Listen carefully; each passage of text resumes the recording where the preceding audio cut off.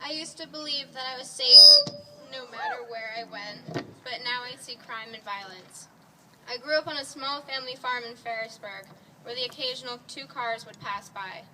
My childhood consisted of mud fights, running through the woods pretending we were in the bridge of Terabithia, and just being able to lay on the ground, knowing that you won't be disturbed until your mom comes to find you for dinner.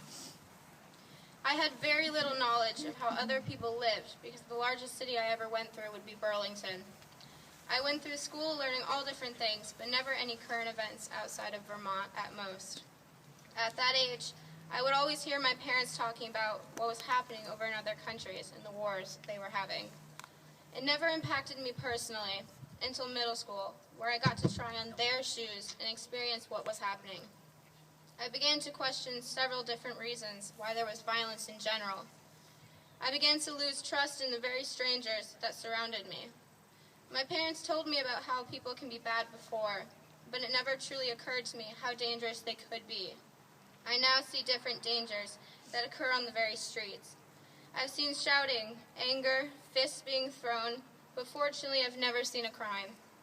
I see people in other countries have conflict because of religious differences, governments, or just an old rivalry that hasn't yet been settled.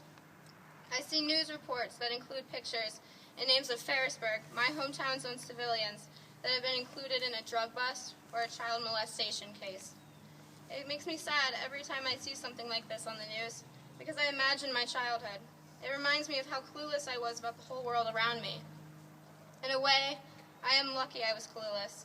There are children in other countries who will never have the experiences I had as a child.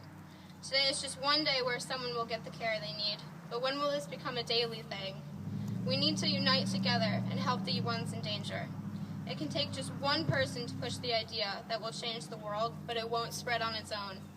I look forward to the day when children in danger now can have an equally happy childhood that I did.